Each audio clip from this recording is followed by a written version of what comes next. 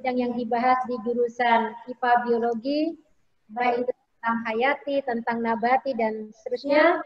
Nah, ini menjadi sangat menarik. Dan mudah-mudahan nanti ini bisa dieksplorasi lebih luas lagi, tidak hanya dalam konsep atau dibahas dikaji di dalam webinar, tetapi yang terpenting adalah bagaimana kita menghargai budaya dan kekayaan lokal kita untuk mampu kita hadirkan tidak hanya di tingkat lokal sesuai dengan program dari pemerintah daerah, tapi nasional dan juga internasional. Dan ini sangat tepat kajian yang dibahas saat ini, karena ini sejalan juga dengan di mana NTB atau Nusa Tenggara Barat menjadi salah satu distingsi pariwisata nasional dan tentu akan banyak bersentuhan dengan para pendatang, turis-turis dari luar negeri, dan tentu ini menjadi investasi yang luar biasa besar, tidak hanya untuk daerah, tetapi kami sangat berharap juga untuk jurusan IPA yang ada di Fakultas Tarbiyah dan Keguruan Mataram yang sekarang sedang mulai mengembangkan diri, berkembang dengan hadirnya para dosen-dosen muda, kemudian juga senior yang siap membantu berkolaborasi dalam banyak hal. Jadi sekali lagi terima kasih kepada semua atas terselenggaranya kegiatan webinar ini, dan untuk berlangsungnya kegiatan ini, mari kita buka bersama dengan sama-sama melafazkan al-basmalah. Bismillahirrahmanirrahim. Terima kasih. Wassalamualaikum warahmatullahi wabarakatuh. Waalaikumsalam warahmatullahi wabarakatuh. Terima kasih kami sampaikan kepada Ibu Dekan Fakultas Tarbiyah dan Keguruan Universitas Islam Negeri Mataram yang telah memberikan sambutan dan sekaligus membuka acara kita pada siang hari ini. Baik, dengan berakhirnya sambutan dari Dekan Fakultas Tarbiyah dan Keguruan, maka acara opening ceremony ini kita tutup dengan sama-sama melafazkan hamdalah. Alhamdulillahirabbil alamin. Alhamdulillahirabbil alamin. Untuk selanjutnya kita akan sama-sama mendengarkan pemaparan materi dari narasumber kita, Bapak Bayu Priyambodo PhD. Baik, terima kasih Pak Ihsan. Sebelumnya mohon ada yang belum di mute itu ya.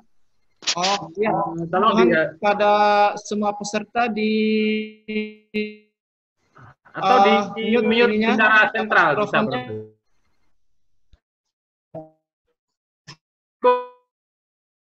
Saya hormati Ibu Dekan, Ibu Hajah Lubna, Bapak Kepala Program Studi, dan juga Bapak Panitia, serta seluruh peserta webinar dimanapun berada di ruang-ruang virtual. Alhamdulillah memang ada sisi positifnya ya dalam suasana pandemi seperti ini. Ternyata kita masih bisa bertemu walaupun tidak bertatap muka, tapi yang jelas pesan-pesan yang akan kita sampaikan itu bisa sampai. Jadi izinkan yang pertama saya tentunya akan berbagi pengetahuan dan pengalaman ya di bidang lobster. Pada siang hari ini mengambil judul lobster apa adanya dan ada apanya, tapi begitu. Jadi kalau bicara lobster itu memang harus harus santai tapi tetap serius, karena lobster ini beberapa tahun belakangan menjadi isu sentral yang seakan-akan tidak berujung, karena narasi yang dibangun di masa lalu adalah ada 4 hal lobster itu punah, sehingga segala upaya harus dilakukan untuk mencegah kepunahannya. Kemudian lobster muda itu harus diberi kesempatan hidup seluas-luasnya di alam, sehingga budidaya pun dilarang. Nah, itu kaitannya dengan permen yang lampau, Permen 1 2015 dan Permen Peraturan Menteri KKP nomor 56 tahun 2016. Dan diksi yang dibangun ketiga adalah nilai tambah daripada benih lobster itu berlipat-lipat kalau dibiarkan di alam.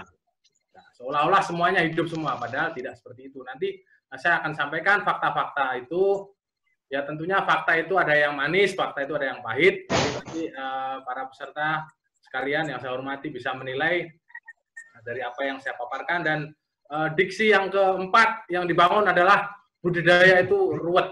Ya, itu budidaya ruwet, dan makanya di masa yang lampau sering kita lihat, sering kita dengar, serahkan saja ke alam, serahkan saja Tuhan yang pelihara. Itu diksi-diksi yang dibangun sehingga sampai sekarang pun setelah permen itu kita rubah, masih banyak teman-teman yang awam itu mempercayai 4 hal tadi itu, ada prank ya istilahnya. Oke, lanjut saja. Jadi outline presentasi saya pada siang hari ini ada 7 hal seperti itu, bisa dibaca barangkali supaya mempercepat. Yang pertama, untuk event internasionalnya, lobster itu ada event tahunan tiap 3 tahun. Jadi dewa-dewa lobster seluruh dunia, peneliti lobster seluruh dunia, itu berkumpul di namanya International Conference and Workshop on Lobster Biology and Management. Seharusnya pertemuan tahun ini adalah pertemuan yang ke-12, itu dilaksanakan di Perth, di Australia Barat, pada bulan ini sebenarnya, tapi karena ada pandemi makanya mundur. Jadi ini pertemuan tiap 3 tahun dan sudah berumur 3 kali 12, berumur 36 tahun. Ada 20 setidaknya cabang keilmuan yang dibicarakan dalam pertemuan itu, dan ada juga Industry Day. Jadi teman-teman dari industri lobster seluruh dunia berkumpul membahas isu-isu. Nah, teman-teman kalau berminat ini untuk hadir juga masih terbuka untuk bicara di forum itu. Abstraknya terbuka sampai Januari tahun 2021. Nah, lanjut. Sebagai pendahuluan, tentu ada keberlanjutan diksi lama atau paradigma lama itu. Keberlanjutan itu adalah versus atau musuh daripada ekonomi. Sementara itu sebenarnya keberlanjutan itu adalah bisa jadi kru sistem atau temennya ekonomi. Ya, yang pertama tadi direpresentasikan oleh peraturan yang lama, jadi semua dilarang, ini dilarang, itu dilarang, semua dilarang tanpa memberi solusi. Sementara yang sustainability kru sistemnya ekonomi itu terrefleksi dalam peraturan menteri yang baru. Jadi ada tata kelola lobster, kepiting, dan rajungan. Kalau lebih jauh tentang lobster ini, kenapa sih yang membedakan dengan budidaya yang lain? Ya, yang pertama adalah budidaya lobster itu tidak semata-mata budidaya protein semata, seperti budidaya ikan nila, budidaya ikan lele, dan bukan juga semata-mata memberi makan orang lapar. Tapi lebih pada persepsi bahwa ini adalah budidaya dolar, budidaya yang kebanggaan, budidaya harga diri. Dan jangan salah, ini adalah budidaya lobster itu dikendalikan atau driven by Chinese tradition. Jadi angsa pasarnya itu ke Cina, di Cina. Dan very successful poverty alleviation. Ya betul, sukses memberantas kemiskinan. Tapi seperti apa budidaya yang bagus? Ya, yang sukses itu yang sudah dicontohkan oleh Vietnam itu. Kalau kita nanti kita lihat apakah sudah sejauh itu. Nah, dari semua keheningan itu, dari akhirnya di akhir tahun lalu itu ada video viral yang mengungkap bahwa menangkap benih dilarang, budidaya dilarang, tapi kenyataannya ternyata benih-benih itu diekspor ke Vietnam. Nah, waktu itu Profesor Effendi Ghazali membuat video viral laporan dari Kamran di Natrang, dan ya kemudian saya juga waktu itu akhir tahun lalu, dan ya sebenarnya kalau bicara lobster itu tidak lebih tepat kalau beliau ini juga kita undang, karena sebenarnya yang ahli lobster itu ternyata Profesor Effendi Ghazali. Kalau saya itu ahli komunikasi publik, jadi kami sudah berbagi peran. Dan ya sejak saat itu kami juga mencoba membuat mini hatchery di workshop di dekat rumah beliau, dan sejauh ini beberapa kali pemijahan, dan terakhir bertahan sampai 22 hari saja untuk benihnya. Lanjut. Nah, ini diksi yang pertama tadi yang dibangun. Benarkah lobster itu terancam punah? Yang menentukan punah tidaknya suatu spesies itu namanya lembaganya IUCN, International Union Conservation of Nature. Nah, IUCN itu tidak memasukkan lobster ini dalam red list, bahkan dia masih hanya memasukkan di list concern, artinya risiko rendah untuk punah. Ya, jadi kalau ada anggapan bahwa lobster itu punah itu ya itu perlu dipertanyakan yang membuat pernyataan itu. Kemudian untuk CITES-nya, perdagangannya juga not listed, tidak masuk daftar dalam Appendix 2. Untuk itu, ya ini semuanya prank semua ini, lobster terancam punah, segala macam itu. Karena apa? Kita tidak sedang berbicara anakan gajah atau anakan badak bercula satu yang beranaknya itu satu jumlahnya dan sekian tahun sekali. Tapi lobster itu, satu lobster bisa beranak sampai 4 juta ekor. Ini untuk lobster mutiara ya, yang berukuran 3 kilo. Nah, untuk itu di seluruh negara, lobster itu masih diperdagangkan dengan bebas. Walaupun ada pengaturan musim ini tidak boleh, musim itu tidak boleh, tapi jelas itu tidak dilarang gitu ya. Punah itu masih jauh. Itu Bang Ciudut. Ya. Yang menyebabkan kepunahan apa? Ini loh yang menyebabkan kepunahan itu kalau nelayan tetap menangkap induknya. Ini telur lobster ini. Telur lobster bertelur pun ditangkap. Kemudian untuk mengelabui petugas, untuk supaya dia tetap bisa terkirim keluar pulau, telur-telur tadi kerok. Itu yang menyebabkan kepunahan lebih cepat. Kalau menangkap benihnya itu tidak, karena benih yang bisa ditangkap itu ada nanti terminologi sink dan source, nanti kita jelaskan ya. Oke, nah ini pola sebaran BBL. Kalau kita bicara BBL adalah benih-bening lobster, nah, seperti ini. Ini disebut BBL. Kalau dulu mungkin BL aja ya, benih lobster. Sekarang ada benih-bening lobster. Nah, pola sebarannya di alam itu ada yang berpola source, pola sink atau lenyap. Nah, yang berpola source atau non-sink ini, itu BBL-nya melimpah dalam kepadatan rendah, tapi di area yang sangat-sangat luas. Dan ini sumber korelasi rekrutmen lobster dewasa. Dan tingkat sintasanya 1 ekor survive dari 1000. Ya. Kemelimpahannya rendah, tapi areanya luas. Nah, sebaliknya yang pola yang sink, itu pola kemelimpahan BBL-nya tinggi dalam area-area tertentu, seperti di selatan Lombok ini. Tengah Indonesia.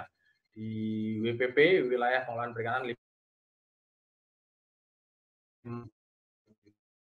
Kemudian ini tidak ada korelasi kuat antara jumlah dewasa dan BBL-nya. Ya, karena melimpahnya tinggi, otomatis dia kematiannya tinggi juga, karena tingkat sintasanya hanya 1 ekor yang survive dari 10.000. Nah ini. Dan ini benih-benih yang nomor 2 itu, yang di sink itu bisa ditangkap. Dan yang nomor 1 yang di non-sink atau source itu nggak bisa ditangkap. Nah, ini fase perkembangannya seperti ini. Ya, untuk jenis ornatus itu bahkan 150 hari baru menjadi yang bening. Kemudian ini secara penyebaran secara dispersal yang di yang di regional kita ini ya, dan di Filipina, kemudian Papua New Guinea, kemudian Samudra India, dan di Australia bagian utara. Ini tentunya ada lokal breeder yang ada di seluruh tanah air ini, tapi yang sudah terkonfirmasi secara akademik adalah seperti ini. Jadi bisa kita lanjut di sini. Penyebaran larvanya di lobster spawning ground di utara Australia, di Selat Torres, dia kemudian menetas dan terbawa arus. Jadi sink di sini, sink population lenyap di situ, artinya mendarat di situ dalam jumlah banyak. Jadi sink population itu terjadi karena 2 hal. 1, karena pola arus lokal, dan juga pengaruh lokal geografi atau geografi setempat, sehingga benih-benih itu seperti terhempas gitu ya. Kalau Bapak Ibu melihat film Nemo itu kan ada di Eastern Australian Current itu yang kayak apa namanya itu turtle anaknya itu anak penyu itu yang masuk ke arus itulah menghantarkan dia benih-benih ini ke bagian timur.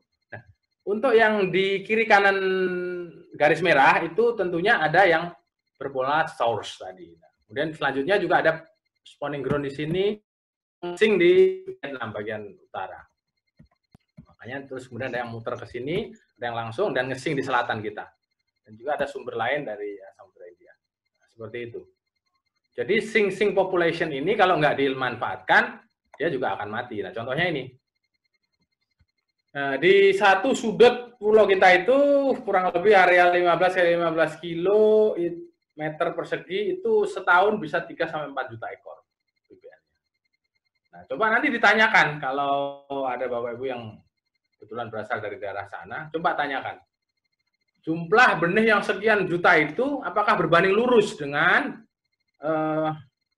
populasi dewasanya? Nah, tentu tidak. Jadi karena itu tadi hanya satu selamat dari 10.000. Ya, itu bisa jadi karena predator, karena secara alami dia rebutan makanan, karena mengumpul dalam kepadatan tinggi sehingga daya dukung lingkungan juga sangat terbatas. Dia rebutan makan, kompetisi pakan, kompetisi habitat, nah, seperti itu. Akhirnya disebutlah sing population atau yang populasi yang lenyap. Nah, kalau ini diambil dan dikelola BBL ini untuk budidaya, nah, tentu ini akan membawa manfaat yang lebih besar pada ekonomi. Nah, secara ilustrasi seperti ini aja, ada 10.000 benih mendekat ke pantai di area sing, kemudian opsi 1 kalau dilarang nangkep ya hanya 1 yang hidup sampai dewasa, setiap 10.000-nya. Opsi 2, nelayan bolehkan menangkap, BBL dibudidayakan dengan SR 70%, dari 10.000 itu hidup 7.000. Nah, gimana kalau mengembalikan hutang ke alam tadi? Nah, dari 10.000 tadi, di restocking 2%. Jadi yang tadinya hanya 1, tiba-tiba menjadi 2%, menjadi 200. Nah, itu malah justru stock enhancement ya, bisa memperkaya stok di alam. Kurang lebih seperti itu, sebenarnya sederhana konsepnya. Hanya menjadi rame karena ya itu tadi, nelayan nangkap BL, akhirnya BBL-nya itu diekspor. Itu nanti kenapa saya akan jelaskan.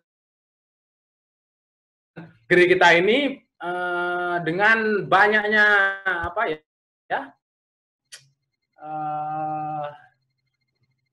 aturan yang kurang pas barangkali di masa lalu sehingga budidaya dari BBL itu masih survival rate-nya masih rendah, masih ya berkisar di bawah 50%, 30 sampai 50%. Oke, secara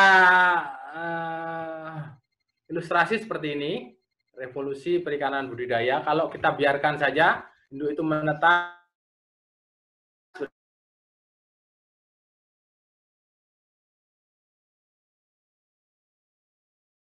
satu sampai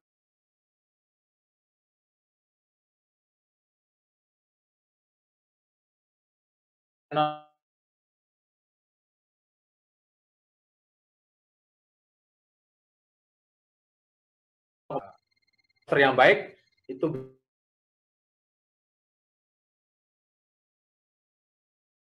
2015 dilarang itu ada industri penangkapan benih, kemudian dengan teknik yang sederhana kita survei di beberapa lokasi ya untuk ibu-ibu yang terlibat juga dia membuat peralatan seperti ini bisa dijual juga alatnya dan sampai akhirnya karena ada dinamika regulasi dan dinamika politik itu dilarang ya, dilarang bahkan waktu itu ada seremoni pembakaran alat-alat tangkap benih lobster itu, otomatis budidaya juga dilarang dan masuklah pada era gelap di mana-mana lobster diselundupkan walaupun dilarang di atas kertas tapi tetap dikirim ke Vietnam dan itu tadi Profesor Effendi Ghazali mengungkap itu. Ya, selanjutnya faktor penentu peluang sukses investasi dan bisnis budidaya lobster di Indonesia. Yang pertama tentunya pengetahuan, ilmu pengetahuan dan teknologi yang berujung pada peningkatan keterampilan.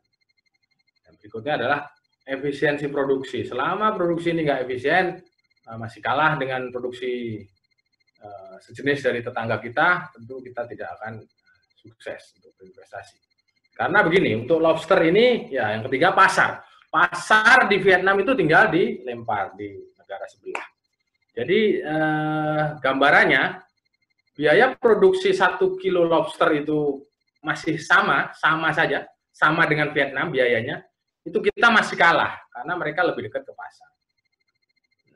Kemudian faktor penentu yang berikutnya adalah dinamika politik, ekonomi, dan kebijakan pemerintah. Nah, inilah.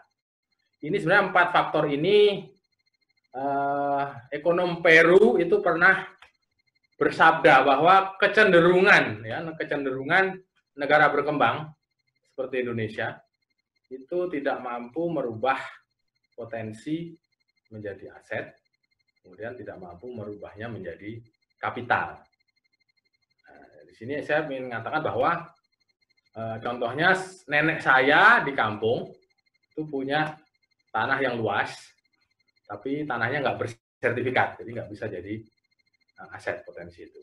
Nah, karena nggak bisa sertifikat, maka nggak bisa dipakai untuk minjem uang ke bank untuk usaha yang lebih besar. Contoh yang lebih konkret lagi di rumput laut, katakanlah. Indonesia penghasil rumput laut terbesar, tapi Indonesia juga mengimpor karaginan, bahan aktif rumput laut itu, pengimpor terbesar juga. Atau kita punya kebun coklat, tapi yang menikmati kapitalnya di Swiss, di negara-negara yang punya pabrik coklat yang hebat itu. Di lobster juga begitu. Kita punya benih, tapi ya karena itu tadi, 4 hal itu, masih tertinggal. Tapi jangan khawatir, ada peluang dan tantangan ya. Saat ini sudah direvisi peraturan itu sehingga daerah transisi kita coba kembali membangun industri yang tapi tantangannya adalah kinerja usaha pembesarannya rendah, terutama masalah suplai pakan rucah, non rucah maupun pakan buatan. Nah, ini juga teman-teman di lapangan tuh lebih memilih menangkap BCL ya. BBL maksudnya. Jadi karena apa? Karena memang ya itu tadi, kalau di budidaya itu SR-nya rendah, survival rate-nya rendah. Kemudian belum ngasih makan tiap hari, cost-nya tinggi. Jadi untuk memproduksi 1 kg lobster itu feeding conversion ratio-nya atau rasio pakan yang harus kita berikan itu 20 kilo paling enggak. Untuk mencapai untuk memproduksi 1 kilo lobster perlu 20 kilo pakan. 16 sampai 25 sebenarnya range-nya. Nah, itu juga menjadi kendala tersendiri. Kemudian ya jelas kita masih kalah efisien dengan produsen tetangga. Nanti kenapa saya akan jelaskan di slide berikutnya. Oke, status budidaya lobster di Indonesia. Jadi ini intinya ya itu tadi dinamika regulasi dan sosial ekonomi juga berhubungan dengan kebijakan pemerintah. Jadi di orde yang kemarin itu semua dilarang, tapi benihnya diekspor secara gelap. Dan dulu ketika memulai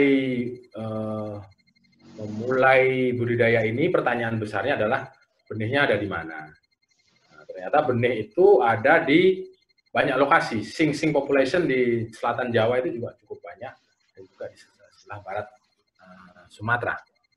Nah, kemudian berganti rezim, direview aturannya, budidaya diperbolehkan kembali, ekspor benih terbatas dengan ketentuan-ketentuan yang ketat begitu, dan juga restocking.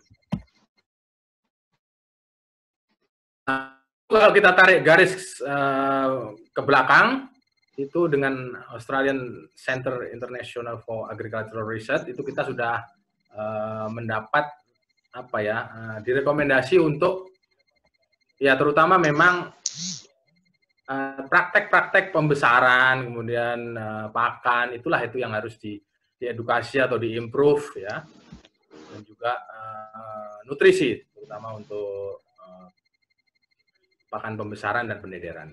Pendedaran itu benih-benih ke 10 atau 20 gram, itu yang perlu ditingkatkan. Nah, kelas baliknya. Kita pernah punya industri seperti itu, ada industri pendedaran juga dari bening ke ukuran jari seperti ini, walaupun dengan pakan yang masih sangat terbatas, tapi ya teman-teman di Lombok sana, di Lombok Timur berhasil memproduksi lobster ukuran pasar. Nah,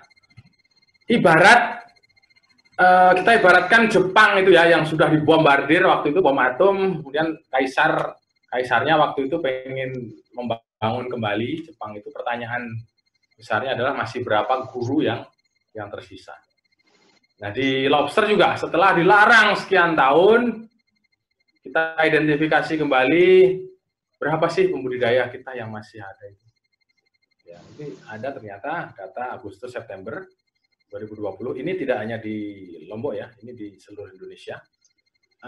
Kurang lebih tidak lebih dari 2.000 pembudidaya, dan petak karambanya itu hanya tidak lebih dari 8.000. Ya, itu artinya ya cukup sedikit nanti kalau kita bandingkan dengan Vietnam. Vietnam itu jumlah karamba bisa 150.000 petak. Ya, kita hanya 8.000. Itu agak berat memang untuk kita bisa menyamai atau mengejar ketinggalan itu. Ya, dan tetapi ya KKP dalam hal ini telah menyusun roadmap budidaya lobster dengan menetapkan target-target produksi seperti itu, bisa dibaca, walaupun ini nampaknya juga sangat ambisius target-target ini, tapi ya katanya orang kalau ya ambisius lebih bagus daripada tidak, gitu, karena dengan adanya angka-angka seperti ini kita bisa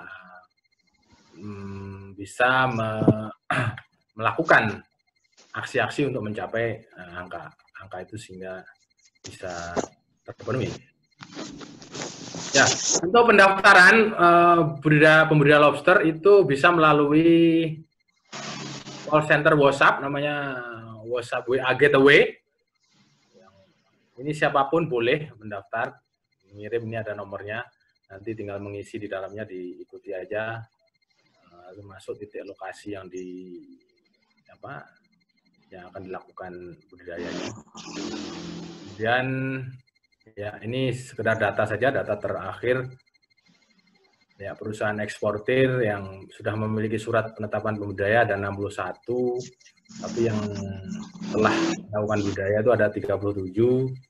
Jadi kalau belum memiliki SK telah budidaya, mereka tidak boleh ekspor benih-benihnya. Nah, ini peta sebaran di seluruh Indonesia.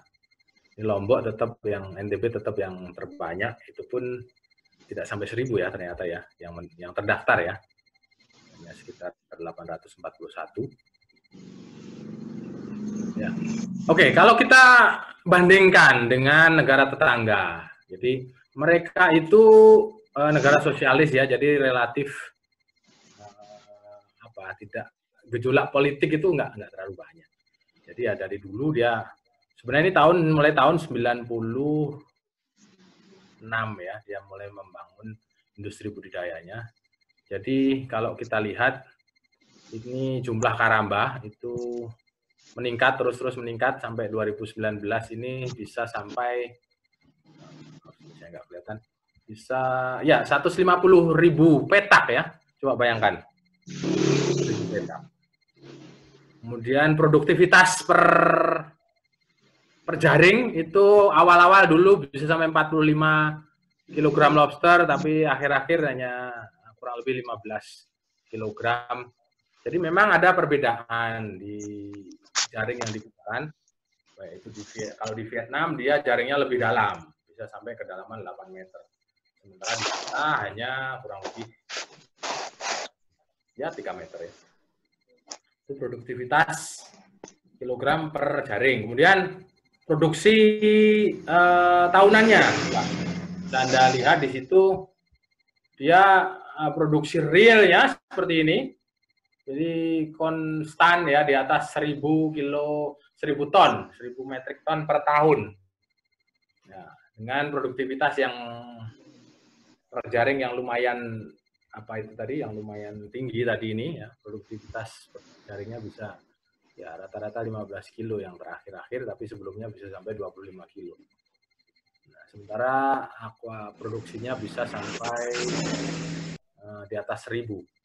Artinya kalau saya komparasi dengan jumlah karamba kita tadi dan jumlah pembudidaya kita tadi itu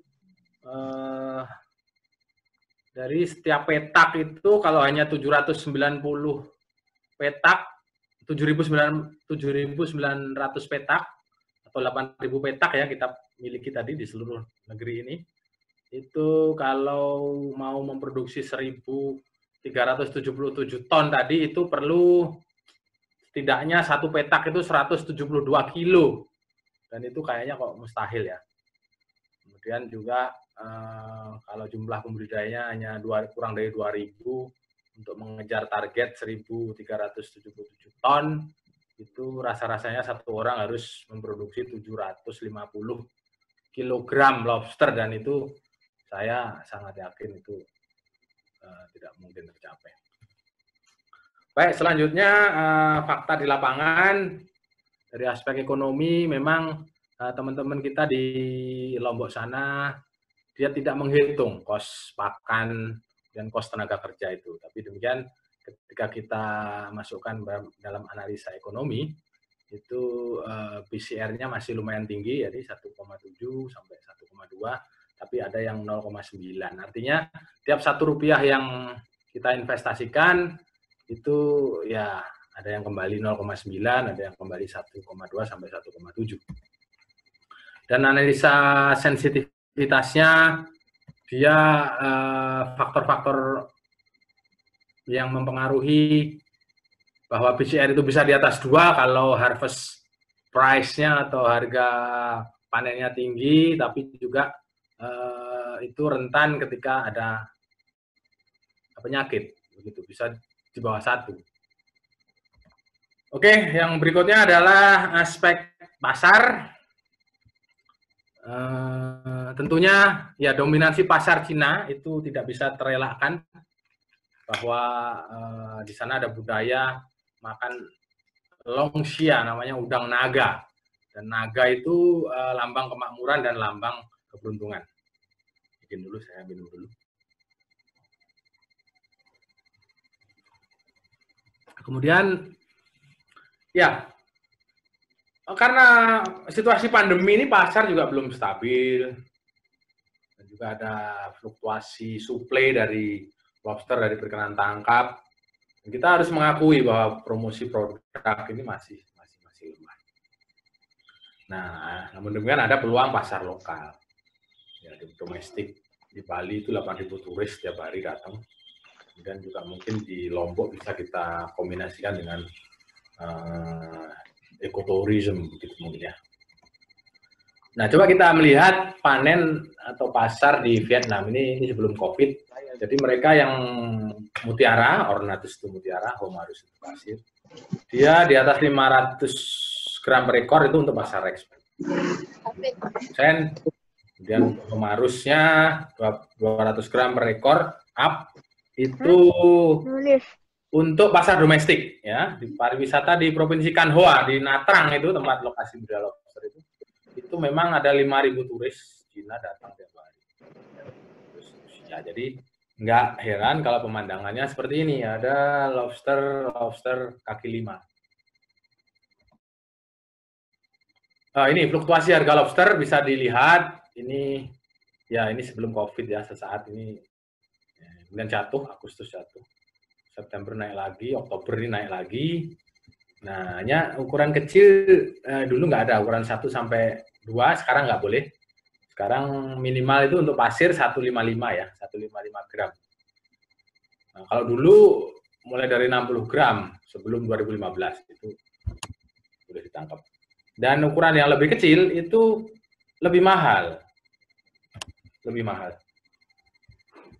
Nah ini, yang ukuran 1-2, ini lebih mahal ini harga terakhir. Kalau dulu lebih mahal 50.000, yang ukuran yang 1-2 dibanding ukuran yang besar. Kurang lebih seperti itu. Ini dapil yang pernah kita tempat untuk pembina eksportirnya. Oke, fluktuasi harga. Jadi mengapa? Jadi yang mempengaruhi adalah adanya liburan-liburan, kemudian juga festival-festival. Jelas kalau Januari, Februari itu kuat karena ada ya tahun baru ya, perayaan tahun baru, kemudian juga Imlek, dan Maret tuh harga jatuh. Tapi April, Mei meningkat lagi karena ada festival-festival, ada Hari Ibu, dan seterusnya. Kemudian untuk, ini ada yang nyoret-nyoret saya ya kayaknya. Kemudian untuk bulan Juni, Juli, Agustus itu sepi karena ada festival hantu. Ya, dan ternyata orang sana itu menghindari ada perayaan pernikahan terutama di bulan 7. Dan kemudian September, Oktober naik lagi, tadi kan harga meningkat tadi sampai 400, 420. Kemudian bulan November itu berkompetisi dengan suplai dari lobster Meksiko. Jadi permintaan dari Indonesia rendah.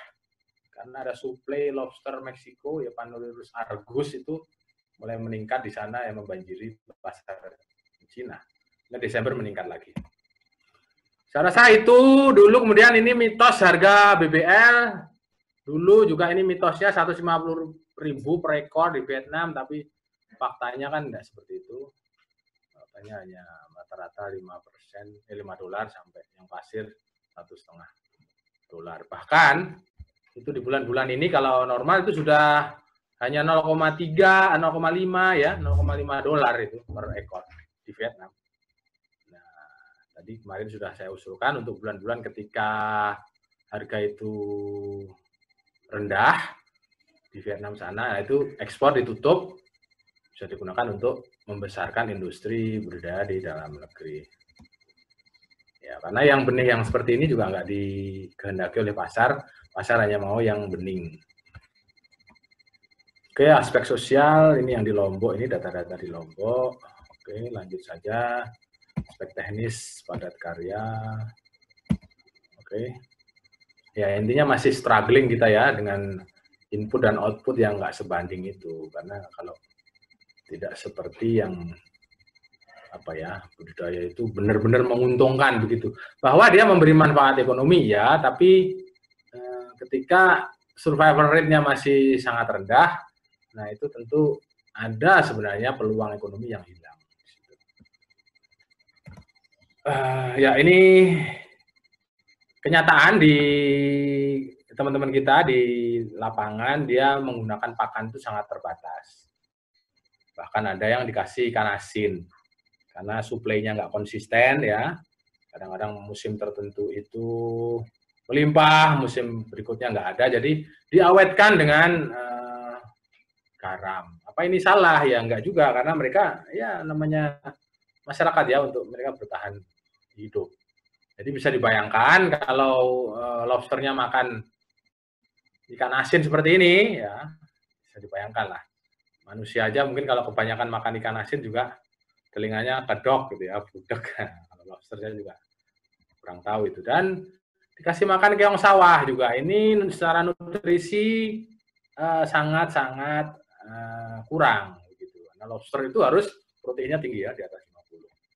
Ada juga yang waktu surut itu nyari-nyari ya hewan-hewan yang bisa diambil, kasih ikan buntal ini. Nah, dulu ketika belum terlalu banyak itu pakai kerang-karangan, tapi sekarang udah nggak ada, kayaknya udah punah, udah habis. Ya, jadi nggak heran ketika lobster itu jaringnya nggak pernah diganti. Karena kalau diganti, karena makanannya ya ala kadarnya tadi ya, jadinya ya lemes. Kalau diganti nanti dia justru stres malah mati. Jadi seperti ini kondisi yang ada. Tapi mudah-mudahan sekarang mungkin yang maaf saya tutup, yang bersangkutan mungkin sudah advance ya, sudah mendapat ilmu-ilmu baru, mungkin ya ini sudah praktek-praktek seperti ini mudah-mudahan sudah ditinggalkan ya. Bahkan itu ikan asin ini ketika waktu itu saya tanya itu sudah kurang lebih udah 2 atau 3 bulan gitu. Udah, jadi ya ini keprihatinan kita. Mungkin teman-teman mahasiswa di sini bisa menemukan teknik daripada penyimpanan apa yang ramah lingkungan atau yang efisien, barangkali bisa di-share.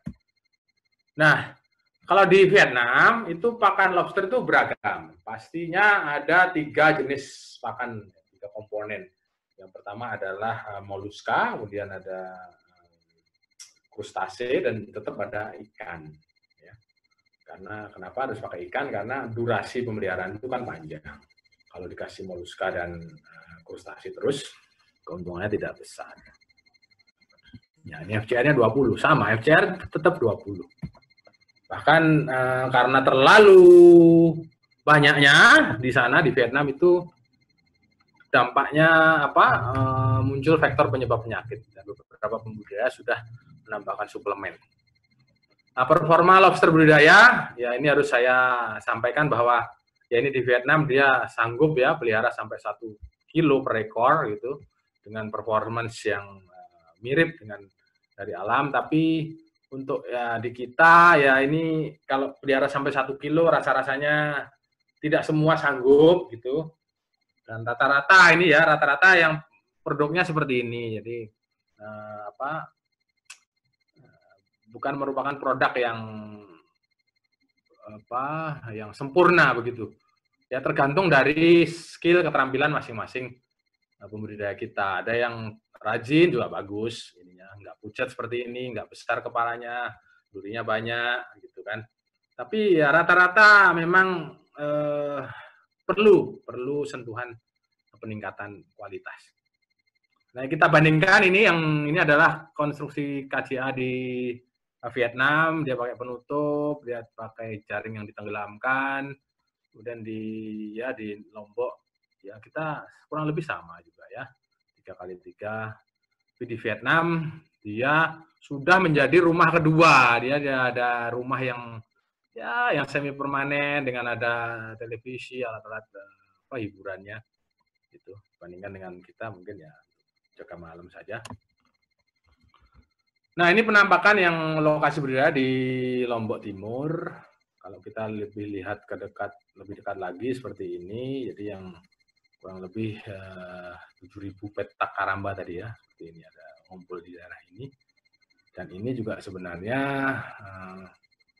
belum merupakan lokasi yang ideal karena dangkal ya, kalau surut rendah itu dangkal, dan tahun 2011-2014 kemarin sudah ada penyakit milkidisis menyerang di sini. Oke lanjut, KJA pendederan dan tekniknya. Kalau di Vietnam menggunakan jaring bulat seperti ini dengan pakan udang rebon. Ya kalau ini sudah nggak ada ini dulu ini ya. Dulu sebelum dilarang itu masih ada orang yang mendederkan dengan teknik yang sederhana. Ya, pakannya juga sangat sederhana. Tapi sekarang kita di balai sudah mencoba menggunakan teknik-teknik yang diperbaiki begitu, dan juga pakannya pakai pakan buatan. Ya lanjut. Jadi ini pakan dan pemberian pakan segar. Tadi sudah saya sampaikan bahwa komponen jenis pakan untuk lobster itu harus dari 3 komponen, yaitu ikan rucah, moluska, krustase. Nah, ukuran lobster lebih kecil, dia ukuran makan krustasenya lebih banyak dibandingkan dengan ukuran yang di atasnya, itu ikan rucahnya yang lebih banyak. Ini frekuensinya, persentasenya. Oke lanjut, pengembangan pakan buatan dan pelet statusnya ya karena terhenti ya sejak 2015 sampai sekarang yang awal 2020 baru kita perbolehkan, ada peraturan baru lagi. Jadi pakan itu terhenti, penelitian pakan terhenti di tahun 2014. Jadi kalau komposisinya sebenarnya sudah ditemukan, kemudian membuatnya juga mudah. Kalau mau membuat 500 gram seperti ini komposisinya, membuat 1 kilo seperti ini komposisinya, kemudian bentuknya yang paling ideal juga bentuk noodle, dan bisa dilakukan oleh nelayannya langsung. membuatnya mudah, tapi membiasakan dia dari pakan basah ke pakan kering itu perlu waktu gitu ya. Tidak langsung bisa 100% ke pakan pelet begitu. Dan dari hasil analisa statistiknya juga itu ternyata tidak berbeda nyata. Ini gambar-gambar pembuatan pelet ya Karamba yang terakhir 2013 on the site training ini ya, sangat sederhana. Nah ini analisa statistiknya ternyata memang kalau kita bandingkan pakan pelet dan pakan ikan rucah chopped fish ini kan yang dicincang itu tidak berbeda nyata. Ini sama ini tidak berbeda nyata. Pun juga pertumbuhannya tidak berbeda nyata antara pelet dan pakan buatan. Nah, itulah. Tetapi dia berbeda nyata pertumbuhannya ketika dicampur. Pakan pelet dan pakan buatannya dicampur. Jadi berbeda nyata hasil laju pertumbuhannya. Artinya apa? Artinya ini masih terbuka penelitian-penelitian untuk mengarah pada nutrisi. Nah, ini sedikit contoh waktu ya gambarnya waktu bisa kita lakukan penelitian itu. Ya. Oke, ya di sini termasuk juga water stability ya, itu juga jadi kendala. Ini keruh ini. Ukuran juga pelet lobster ukuran berapa, sebaiknya makan pelet ukuran berapa. Itu perlu dieksplor lebih jauh. Oke, sudah mendekati akhir. Penyakit pada lobster budidaya ada setidaknya 5 penyakit. Kemudian semuanya ini terkait dengan isu kesehatan yang berhubungan erat dengan nutrisi dan praktek pemeliharaan. Nanti kalau lebih jauh bisa kontak saya tentang penyakit-penyakit ini. Dan untuk milky disease yang paling utama itu bisa diatasi dengan OTC, oxytetracycline, ya diinjeksi. Dosisnya dosis rendah, tapi kalau sudah di atas 50% seperti ini, itu tidak bisa diobati ya. Obatnya hanya satu, kayak minyak goreng digoreng, ya nggak bisa lagi. Oke, dulu sebelum dilarang ya kita sempat menyebarkan bahan informasi untuk teman-teman pembudidaya, untuk mahasiswa, untuk semua yang berminat di bidang lobster. Kemudian lobster manual juga 2018 sempat saya susun, tapi waktu itu belum, ya kan masih dilarang ya, jadi masih ini belum tercetak. Oke, terakhir bahan bacaan, silakan nanti yang berminat bisa akses ini asyar.gov.au. Ketik aja kata kuncinya spiny lobster aquaculture gitu. Ini bisa di-download gratis di situ, public domain. Kemudian ya bahan bacaan yang lain kalau berminat ini juga bisa nanti saya hubungi saya yang ini yang lobster book ini tahun 2019 akhir. Oke, terakhir penutup. Jadi ya paling enggak pemerintah harus bersama-sama bergandeng tangan untuk menghidupkan sektor real, terutama di bidang pendederan.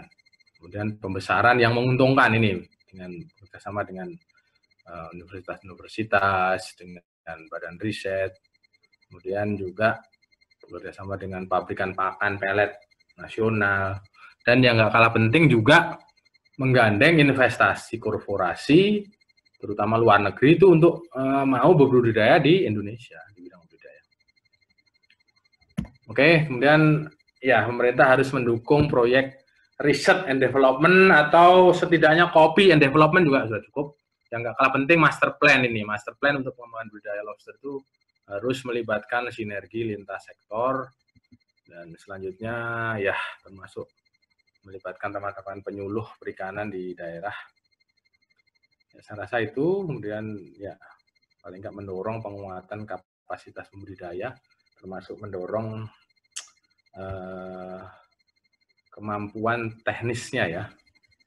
Dan yang nggak kalah penting ini karena lobster itu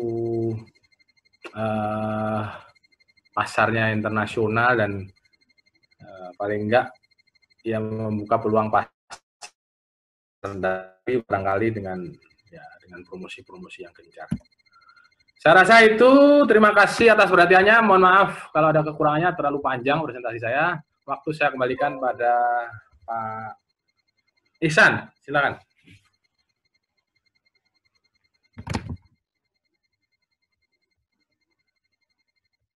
Pak Ihsan.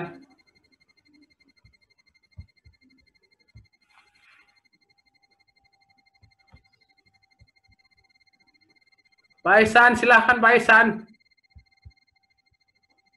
Hilang.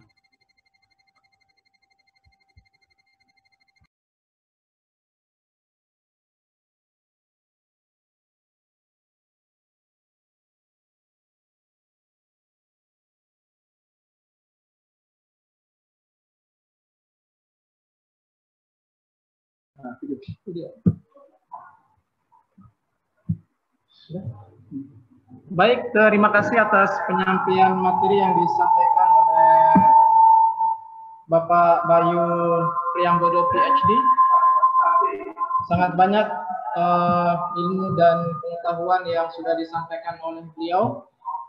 Sesi selanjutnya saya mempersilahkan kepada semua peserta, jika ada pertanyaan bisa langsung ditulis di kolom chat atau bisa langsung disampaikan lewat Zoom meeting. Baik, Pak Bayu, ini sudah masuk satu pertanyaan dari peserta.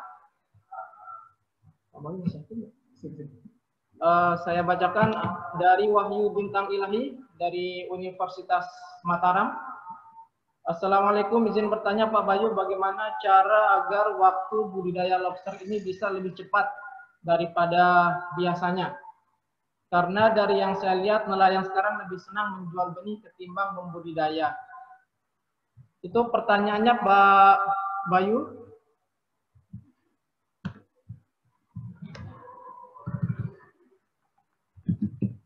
Aduh, dia.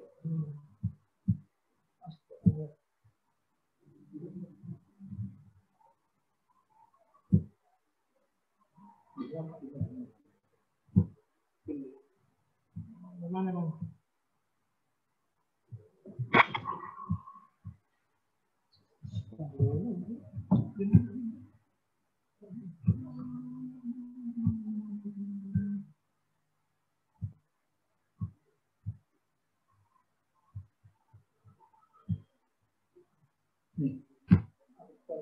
Bapak ini yang dulu tidak dikasih.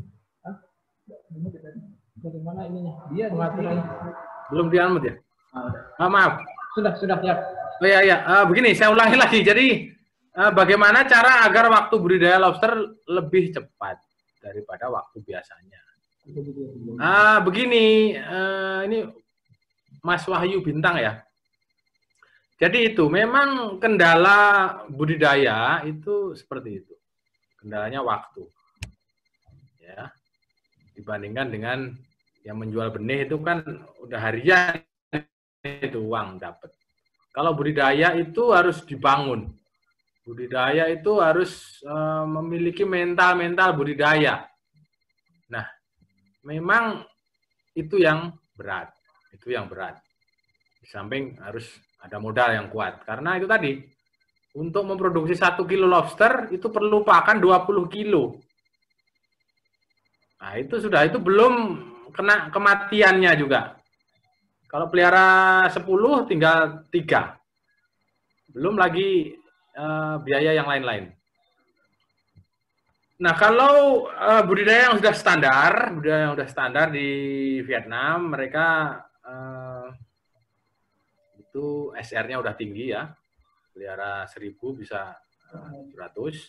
Kemudian mereka juga sudah lebih memiliki jiwa-jiwa budidaya itu. Dan yang nggak kalah penting, pakan. Kalau kita masuk ke industri mereka, itu satu hal yang membedakan itu pakan. Pakan mereka lebih beragam, ya. Walaupun dia tidak mau menggunakan pakan buatan. Terus yang kedua adalah etos kerja, itu nggak bisa terbantahkan. Teman-teman lihat deh waktu pertandingan sepak bola itu orang Vietnam itu seperti apa dia. Seperti itulah gambarannya. Dia ngotot ya orangnya, dan daerahnya juga nggak terlalu ini ya, alamnya mungkin nggak sekaya kita. Makanya kita ini juga kadang-kadang terlena ya, karena alam kita itu sangat-sangat kaya ya. Kertas semen saja dimasukin ke laut, satu malam diangkat sudah ada benih lobsternya. Itu kan, itu sudah merupakan satu anugerah yang luar biasa. Ya, jadi untuk budidaya ini memang harus dibangun mental budidaya. Di samping pakan terutama itu harus dari 3 komponen tadi itu, ada moluska, ada krustase, ada ikan-ikanan. Kalau itu nggak terpenuhi ya tetap lobster yang diproduksi ya gitu-gitu aja. Mungkin pertumbuhannya lambat, kematiannya juga tinggi. Ada juga yang baru-baru ini di Universitas Lampung itu meneliti menggunakan hormon pertumbuhan, cuman saya lupa ya namanya apa ya, hormon pertumbuhan itu cukup memacu pertumbuhan lobsternya hingga dua kali lipat ya, cuman saya lupa ya, nanti kalau saya ingat saya kasih tahu. Saya lupa. Saya rasa itu Pak Ihsan. Ya. Baik, terima kasih Pak Bayu. Ini sangat banyak pertanyaan yang masuk di kolom chat. Ya. Dari Malhani, kenapa induk lobster bisa menyebabkan kepunahan? Padahal kan benihnya lobster lebih memungkinkan untuk terjadi kepunahan pada lobster up. Ini mungkin maksud pertanyaannya faktor-faktor yang mempengaruhi kepunahan lobster, Pak Bayu. Yang Malhani. Oh ya, gini. Bukan, kenapa induk lobster bisa menyebabkan kepunahan? Bukan, ini maksudnya tadi itu. Yang menyebabkan kepunahan itu adalah menangkap induknya. Ya. Bukan, jadi kalau mindsetnya harus dirubah. Itu mindset yang lama, menangkap benih punah itu mindset lama. Karena gini, benih yang ditangkap itu adalah benih yang di sink population. Dan benih di sink population, populasi yang lenyap lah istilahnya itu ya. Itu benih yang di sink population itu hanya mensupport populasi dewasa 1 ekor dari 10.000 benih-bening. Ya, jadi benih-benih yang 10.000 itu hanya hidup 1 ketika dewasa. Ya paham ya sampai di sini. Jadi ketika kita ambil benih-benih 10.000 itu, kita budidaya yang benar, kan kita hutang hanya 1, ya kan? Hutangnya 1 kalau dibiarkan. Kita balikin saja 1. Nah itu alam sudah nggak ada masalah. Tapi masa iya hanya 1 yang dikembalikan, karena kita kan sudah dikasih 10.000, kita budidaya bisa hidup 7.000. Nah, kita kasihnya harusnya minimal 1% dari 10.000 tadi. Nah, itu kalau seperti itu nggak punah. Nah, yang menyebabkan kepunahan lebih cepat lagi itu ketika menangkap induk-induk itu, induk-induk yang ada telurnya itu tetap ditangkap terus, dikerok ya supaya bisa dijual. Karena aturan kan nggak boleh ada telurnya. Jadi kerok mereka, itu saya sendiri yang motret itu, yang gambar tadi itu. Jadi, ya itu yang menyebabkan kepunahan. Kalau menangkap benih, itu tidak punah, karena benih itu tadi, 10.000 hanya hidup 1. Nah, di benih yang nggak bisa ditangkap, itu kan yang lokasi yang source tadi, itu 1.000 hidup 1. Itu tapi benihnya nggak bisa ditangkap. Gitu. Saya rasa mudah-mudahan jelas ya. Ya, insya Allah jelas Pak Bayu. Ya, insya Allah jelas ya. Ya ini dikerok ini. Nah, ini yang menyebabkan kepunahan. Induknya ditangkap yang bertelur, kemudian dikerok. Ini yang menyebabkan kepunahan. Mempercepat kepunahan. Oke, lanjut. Kita lanjutkan ke ini dari Andi Fajrianti, Pak Bayu. Ya. Mengapa fluktuasi harga lobster yang ukuran kecil itu harganya lebih mahal dibandingkan ukuran yang lebih besar? Oke, ya. Ada dua ini Pak Bayu, satu lagi dari Andi. Ya. Dan bagaimana dengan budidaya lobster air tawar yang ada di Indonesia? Ya. Budidaya lobster air tawar itu pasarnya mungkin terbatas ya. Dia lebih mudah sebenarnya itu karena ketika menetas itu sudah berbentuk lobster. Nah, beda sama lobster ini, beda sama lobster air laut ini. Ya, dan juga pasarnya terbatas itu untuk lobster air tawar itu. Coba ini mungkin tadi agak kurang jelas ya. Jadi begini, saya jelaskan begini, kenapa fluktuasinya tinggi ya. Jadi begini, coba kita lihat yang figur yang 2019. Jadi awal tahun itu tinggi ya. Kemudian pertengahan juga udah mulai turun, dan September udah drop, nanti Oktober, November itu sudah rendah sekali harganya. Jadi ini begini, ini kaitannya dengan supply and demand, dengan supply dan permintaan. Dikorelasikan lagi dengan suplai alam, kemudian permintaan di Vietnam. Jadi kalau mereka Desember, Januari itu karambanya dipanen ya, karamba panen, kosong. Mereka perlu belanja benih. Sementara benih suplai alam tuh belum banyak. Januari, Februari, Maret tuh belum banyak. Ada tapi nggak banyak. Nah mulai banyak itu Mei itu puncak-puncaknya nanti Agustus. Nah itu puncak-puncak suplai. Jadi ketika sudah bulan-bulan April, Mei itu mereka kan udah belanja benih ya. Itu karambanya udah penuh.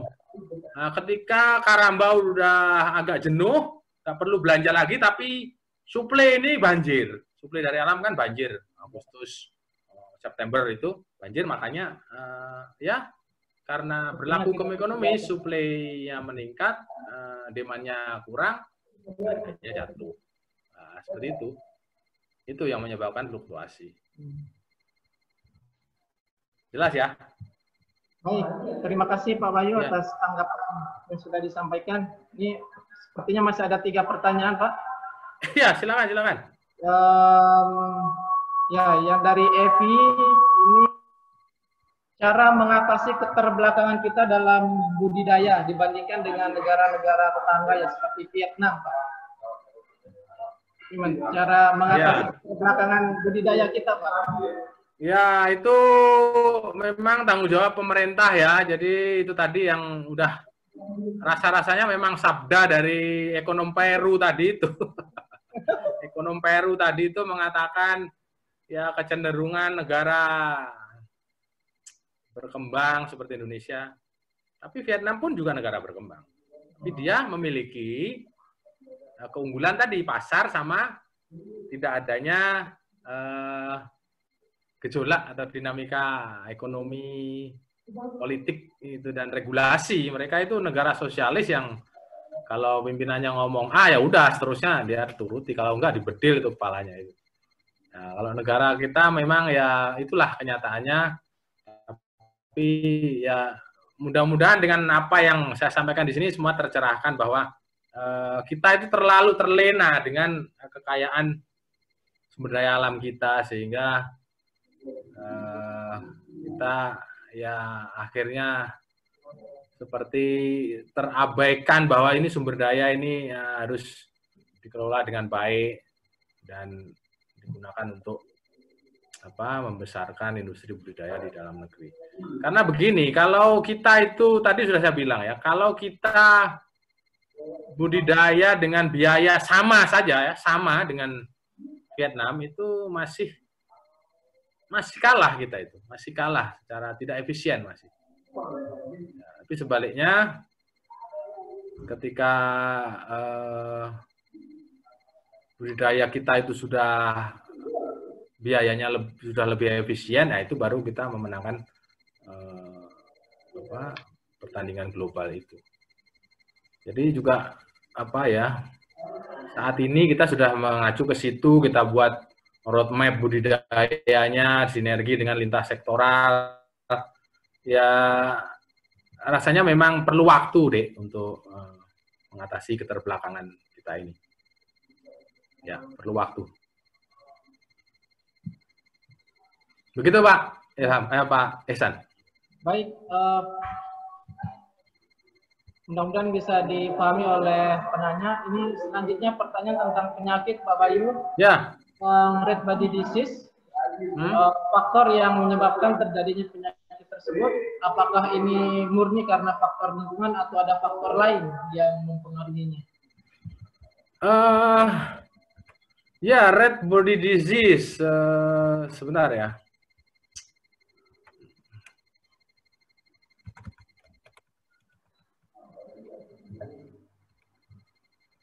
Red body disease itu, sebentar, bentar saya share ini aja, biar lebih jelas. Sebentar.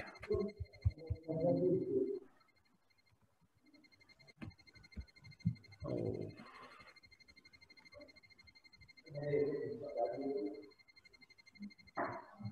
Ya, sebentar. Biar jelas kalian ya. Ya, ini red body disease seperti ini. Jadi bukan karena lobsternya yang berwarna asli merah. Kita tidak punya lobster yang warnanya merah itu, kecuali lobster yang udah dikukus. Ya.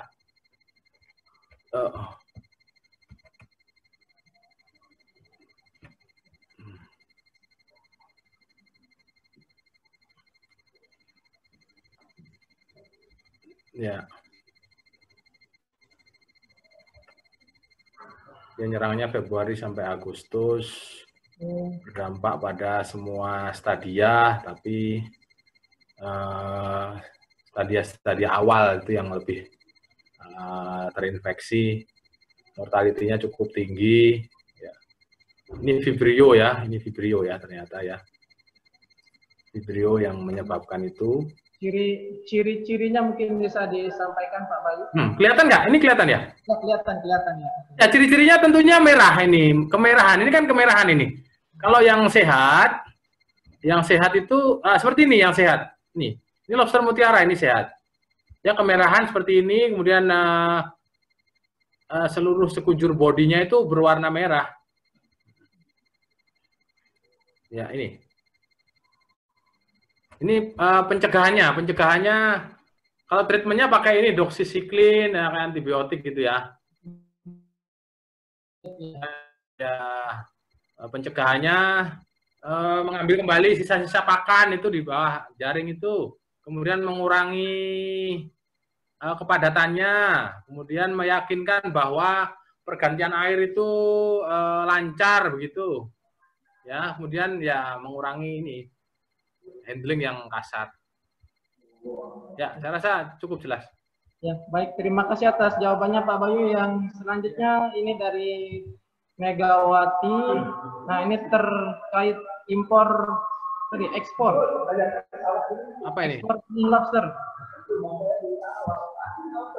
Benar. Mana ya? Yang ingin saya tanyakan, apakah impor benih lobster ini sangat perlu Pak? Ekspor mungkin maksudnya ini Pak Bayu. Ekspor. Ya, ekspor ya. Ekspor benih lobster ini sangat perlu atau sangat mendesak? Ya begini. Ya. Begini. Memang pemerintah akhirnya memutuskan keran ekspor itu juga dengan berbagai pertimbangan, konsultasi publik yang berkali-kali, konsultasi dengan ahli. Jadi kalau Anda lihat nanti di buku saya itu buku terbit tahun 2019, tapi dibikin tahun 2016. Itu di situ memang saya menyarankan untuk tidak ekspor. Itu kenapa? Karena jumlah benih yang kami tahu waktu itu hanya 100 juta ekor saja per tahun.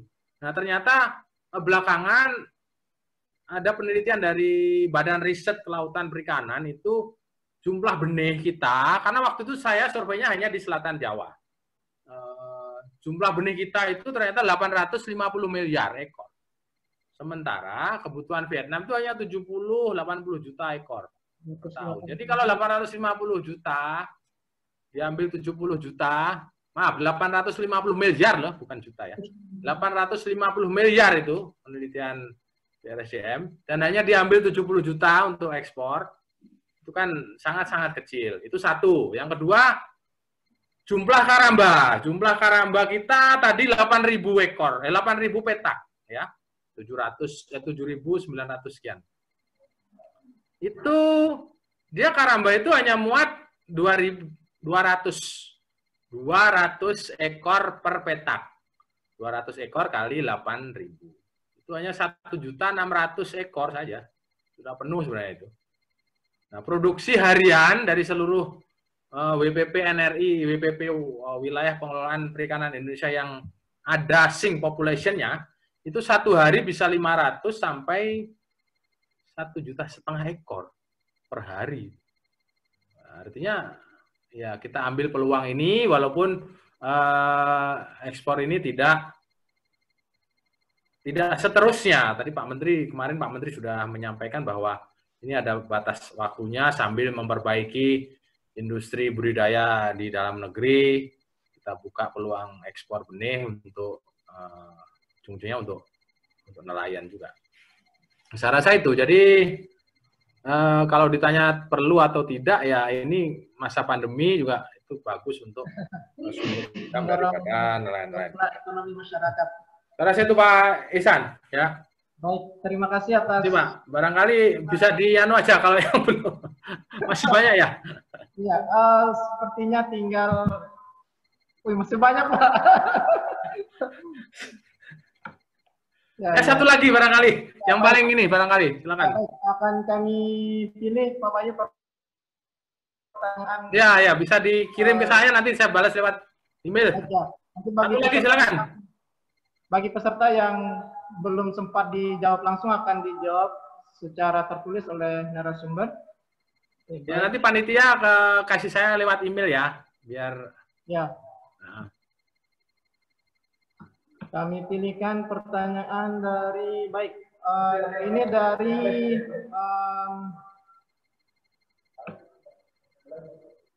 dari Rizky Regina Kawirian dari Institut Pertanian Bogor, Pak Bayu. Ya. Seperti yang telah dijelaskan tadi bahwa SR lobster dalam proses budidaya sangat rendah. Pertanyaannya, pada fase kehidupan lobster mana yang menjadi permasalahan terbesar dalam budidaya lobster di Indonesia? Dan apakah sudah ada formula khusus yang sudah terkait pakan alami? Ya. Oke, jadi gini Mas Rizky. Baik, ya. Tentunya SR itu rendah, kenapa? Satu, ini kompleks sekali. Jadi skill atau keterampilan pembudidaya kita itu variatif, satu.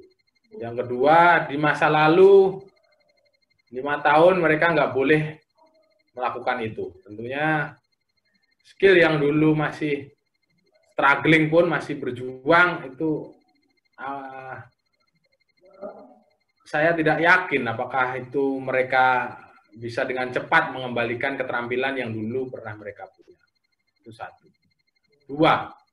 Tiga ya, kemampuan daripada nelayan itu berbeda-beda dalam penyediaan pakan. Sayangnya pakan lobster, pakan pelet ini, penelitian juga nggak boleh, Mas. 5 tahun juga nggak boleh penelitian stuck. Harusnya penelitian 5 tahun lalu itu sudah menyelesaikan untuk urusan nutrisi. Tapi ya itulah, itu tadi yang 4 hal tadi di depan tadi itu. Ya, menyebabkan keberhasilan itu masih jauh, masih tertunda. Dan sekarang Asyar sudah mulai lagi, dia mau masuk lagi ke Indonesia, kita akan mulai lagi untuk penelitian nutrisi, terutama pakan buatan. Nah, di fase mana yang paling krusial? Tentunya fase dari benih-benih ke ukuran ya 20 sampai 30 gram. Itu yang yang perlu penanganan khusus. Ya, fase kritisnya di situ, ya. Kalau fase yang udah besar gitu, udah seukuran ibu jari itu ya insya Allah itu lebih stabil. Kemudian dia udah mau menerima pakan dari jenis yang lain, yang beragam, yang mungkin potongannya kurang kecil juga dia sudah mampu menerima itu. Yang kecil tadi memang ada pakannya khusus dari jenis krustase, sekitar 57% harus pakai rebon di samping dari kerang-kerangan. Kemudian BBL yang masih bening lebih ekonomis dibanding yang sudah berwarna. Nah ini kan pasar, ya. Ini pasar yang menghendaki itu kaitannya dengan transportasi. Jadi bukannya tidak laku ya yang sudah kuning tadi maupun yang sudah hitam, tapi itu ada beda sekitar 2.000 sampai 4.000 rupiah jatuhnya kalau lagi normal, atau 2.000 rupiah minimal bedanya, yang bening, yang kuning, kemudian yang hitam. Jadi ini kaitannya dengan transportasi. Kalau dulu awal-awal dulu itu semua diterima dengan harga yang sama, tapi ternyata ketika sampai di Vietnam itu memang pada saat sampai itu tidak ada masalah, tapi masalah itu muncul ketika 1 minggu sampai 2 minggu benih-benih yang non bening tadi di lingkungan budidaya itu mulai masalah. Sementara kalau beningnya tidak masalah. Nah, makanya untuk benih-bening itu lebih diminati karena terbukti dia tidak memberikan masalah di kemudian hari setelah masuk di lingkungan budidaya. Saya rasa itu Pak Ihsan. Terima kasih. Kurang lebihnya. Atas penjelasan yang sangat luar biasa dari Pak Bayu. Mudah-mudahan bisa memperjelas hal-hal yang mungkin masih belum jelas tentang pengetahuan lobster baik di mahasiswa maupun di kalangan akademisi yang lain. Baik, sekali lagi tidak semua pertanyaan bisa kami bahas di forum ini, tapi nanti pertanyaan-pertanyaan yang masuk akan kami sampaikan ke narasumber dan insya Allah akan dijawab secara tertulis oleh narasumber. Baik, para peserta webinar nasional dengan tema eksplorasi keunggulan lokal lobster dari Lombok untuk dunia. Satu kesimpulan yang bisa saya sampaikan sebagai moderator bahwa kita memiliki keunggulan lokal yang sangat luar biasa. Namun keunggulan lokal tersebut harus dikelola dengan baik supaya bisa memberikan manfaat yang luas kepada masyarakat. Baik, dengan selesainya diskusi tadi, maka webinar nasional kita pada siang ini kita tutup dan kita sama-sama akhiri dengan sama-sama melafazkan hamdalah. Alhamdulillahirabbil alamin. Terima kasih kami ucapkan kepada semua peserta yang sudah berkenan hadir dan berpartisipasi pada webinar ini, dan kepada narasumber kita yang luar biasa Pak Bayu Priambodo PhD, kami ucapkan terima kasih yang setinggi-tingginya. Kami berikan aplaus, kita berikan aplaus kepada narasumber kita. Terima kasih. Baik, terima kasih Pak Terima kasih. Saya undur diri. Terima kasih semuanya. Salam sehat. Jaga kesehatan. Assalamualaikum warahmatullahi wabarakatuh. Waalaikumsalam warahmatullahi wabarakatuh. Baik, sampai jumpa di webinar selanjutnya dari Prodi IPA Biologi. Assalamualaikum warahmatullahi wabarakatuh.